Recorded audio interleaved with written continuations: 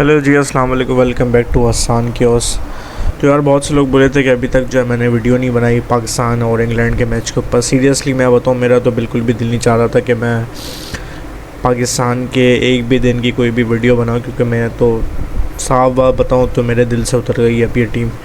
मेरा अब नहीं दिल चाहता कि मैं जैन के मैचेस देखूँ, क्योंकि बहुत टाइम हो गया सपोर्ट करना और फिर वैसे रिज़ल्ट्स नहीं मिलना। तो ज़ाहिर सी बात है अब तो मैं हर्ट हो गया हूँ कि जब से ये बांग्लादेश से टेस्ट मैच आ रहे थे, इतने 450 रन बना के डिक्लेयर करने के बाद भी, उसके बाद से तो मैं बिल्कुल ही वो हो गया हूँ कि इस टीम में कुछ भी नहीं है। और फिर आप बोलते हो कि बाबर आजम को ये हटा दो, वो हटा दो। बाबर आजम तो हट गया कैप्टनसी से। अब आप उसको एज ए इंडिविजुअल प्लेयर अगर आप देख रहे हो तो भाई, जब बाबर आजम कैप्टन था तो हसन अली ने भी जब कैच छोड़ा था सेमीफाइनल में, तो भी उसका ब्लेम भी बाबर आजम पर डाल दिया था कि जो है पाकिस्तान जो है सेमीफाइनल बाबर की वजह से आ रहा है, कैप्टन हर चीज़ का ज़िम्मेदार होता है। तो जब कैप्टन हर चीज़ का ज़िम्मेदार होता है तो फिर ये जो हम जितने भी टेस्ट हार रहे हैं, सबसे पहले ज़िम्मेदार ख़ुद शान मसूद है। आप ये नहीं बोलोगे बाबर आजम इसमें नहीं चला। भाई अगर आपको नहीं रखना तो आप बाबर आजम को बाहर कर दो। मैं तो बोल ही नहीं रहा कि भाई आप उसको खिलाओ।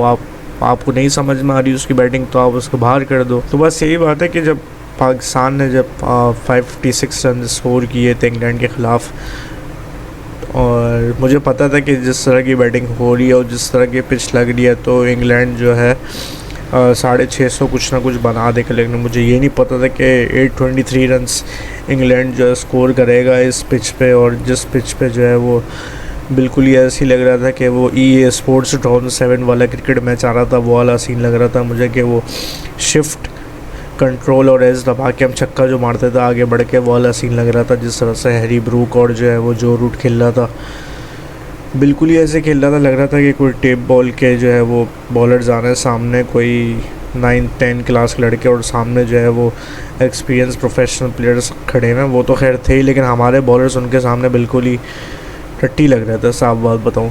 क्योंकि अगर इन्हीं पिचेस पे मुझे समझ नहीं आ रहा, आई थिंक अबरार ने खेला था मुल्तान में या नहीं, लेकिन अबरार पहले विकेट्स लेता था, या तो शान मसूद को समझ में नहीं आया कि भाई ये स्पिनर्स के लिए विकेट है या फास्ट बॉलर्स के लिए विकेट है। क्योंकि अगर सेकंड इनिंग्स में देखो तो जब उनकी बैटिंग थी तो लग रहा था बैटिंग पिच है। फिर उससे कुछ टाइम बाद जब हमारी बैटिंग आई तो लग रहा था कि भाई ये बॉलिंग पिच है, जिस तरह से सब आउट होते हुए जा रहे थे। और मेन चीज़ का ज़िम्मेदार तो भाई शान मसूद ही है, क्योंकि भाई वो कैप्टन है और कैप्टन जो है वो सामने से आपको लीड करता है, तो कैप्टन इस चीज़ का ज़िम्मेदार है। शान मसूद शायद अभी तक अपनी बेस्ट 11 नहीं बना पा रहा। हालांकि टीम सही थी, लेकिन मीर हमज़ा को लेना चाहिए था। आमिर जमाल भी अच्छा है, लेकिन मीर हमज़ा को लेना चाहिए था। अब मुझे लगता है कि साइम अयूब को शायद ड्रॉप करना चाहिए, क्योंकि साइम अयूब को बहुत ज़्यादा चांसेस देती हैं। या तो ड्रॉप करो या फिर ये सीरीज़ आप देखो उसको कि भाई वो क्या करता है, क्योंकि आगे चैम्पियंस ट्रॉफ़ी है और मुझे कोई इनकी तैयारी नज़र नहीं आ रही चैम्पियंस ट्रॉफ़ी के। ये लोग सिर्फ T20 के प्लेयर्स रह गए, सिर्फ T20 की लीग्स खेल के। बहरहाल जो भी है, ज़िम्मेदारी जो है वो कैप्टन की, और कैप्टन ही नालायक हमारा। जिस पे आमिर जमाल ने 2 कैचेस पकड़े थे, उस पर नासिर हुसैन ने बोला कि ये जो फील्डर खड़ा किया, ये बाबर आजम ने एडवाइस किया था शान मसूद को कि यहाँ पे फील्डर खड़े करो। भाई आप क्यों बाबर से पूछ रहे हो? वो कैप्टन है नहीं तो आप अपनी चलाओ। तो वो प्लेयर्स भी जो है वो बाबर नहीं खड़े करवाए तो वो 2 विकेट्स हो गई थी, वरना वो 2 विकेट्स भी नहीं होती। और बोलना कि भाई बाबर ने कैच छोड़ दिया, तो भाई हर किसी से कैच छोड़ता है। उसने कैच छोड़ा था और उसके बाद अगला कैच भी उसका देख लो, जो उसने एक हाथ से उछल के पकड़ा था। फिटनेस में बोल लो, अगर फिटनेस नहीं होती ना तो वो उछल के एक हाथ से कैच भी नहीं पकड़ता। वो जो आप बोल रहे हो ना, पिक्चर्स को एडिट कर के उसको मोटा कर के, आप यही बाबर आजम को जो है वो जब चैम्पियंस का बुरा था, आप उस शर्ट में देख लो। फिर आप जो है श्रीलंका प्रीमियर लीग और इन शर्ट्स में देख लो कैसा लग रहा होता है, और पाकिस्तानी टीम की शर्ट्स में वो अजीब ही लग रहा होता है। जो बात है उसका ये नहीं कि आप पिक्चर एडिट कर रहे हो कि वो मोटा हो गया, ये हो गया। अगर बाबर आजम ने इस पिच पे स्कोर कर देना था ना 150, तो बोलते यार फ्लैट पिच पे स्कोर कर दिया। और अगर आप बाबर आजम ने नहीं किया, वो बोलना मैं फ्लैट पिच पे भी नहीं स्कोर कर पाया, तो भाई ये दोगले लोग हैं। तो मैं तो अब किसी से बहस करता ही नहीं। ये हमाद पोस्टिंग फजूल के बकवास, वो बस जो है मुँह में लेके फिरता रहता है विराट कोहली के, तो जो है वो ही बस जो है फजूल बातें करता है। तो अब मैंने अब उसकी वीडियोज़ ही देखना छोड़ दी, क्योंकि वो कुछ ज़्यादा ही बायस हो गया है। विराट कोहली के अपने मुंह से निकालते ही नहीं है, अब मुंह में लेके फिरता रहता है विराट कोहली के। तो इसीलिए भाई यही है कि पाकिस्तान को अब मुझे नहीं लगता कि और जो टेस्ट मैचेस हैं वो भी जीतेगा पाकिस्तान। वर्ल्ड टेस्ट चैम्पियनशिप में जो हम 2 मैचेस जो जीते हैं वो भी बाबर आजम की कैप्टनसी में जीते थे। देखो यहाँ पे मैं जब बाबर आजम को डिफेंड नहीं करने आया हूँ, मैं फैक्ट्स बता रहा हूँ कि अब वो कैप्टन नहीं है, तो अब आप सारा मलबा उस पर नहीं डालेंगे। आप नहीं मानते किंग, आप नहीं मानो किंग, आपको नहीं अच्छा लगता है बैट्समैन, आपको नहीं लगे, आपको जो भी है आप टीम से निकाल दो। हम तो बोल ही नहीं रहे कि भाई टीम में रखो, आप जाओ टीम से निकाल दो, आपको पता लग जाएगा कि आपकी टीम की क्या औकात है। तो यही है, आपको नहीं रखना, आप निकाल दो टीम से, फिर हम देख लेंगे कि आप कितनी ट्रॉफी जीते हो, आप कितना क्या कर रहे हो। तो अभी आई थिंक दूसरा पाकिस्तान का जो टेस्ट मैच है वो 15 अक्टूबर से है, और ये वाला टेस्ट मैच तो इंतहाई बोरियत हो रही थी। जब सऊद शकील की जब बैटिंग आई थी फर्स्ट इनिंग में, जिस तरह वो खेला था, मैं समझ गया था कि ये जो है वो उन्हें मतलब इनका माइंडसेट ही क्या है कि सऊद शकील ने वो जो वहाँ पे जो स्कोर किया था ना, बॉल पीना जब उसने शुरू कर दी थी, वहीं पर ही मुझे लगता है कि उस वक्त अगर पाकिस्तान एक्सेलरेट करता सऊद शकील सलमान अली आगा के साथ, तो आई थिंक हम 650 कुछ ना कुछ बना लेते। लेकिन सऊद शकील ने स्लो खेलना शुरू कर दिया अपनी बैटिंग के लिए, है वो। तो फिर सऊद शकील तो वैसे भी बहुत ज़्यादा सुस्त खेलता है भाई, जो बात है।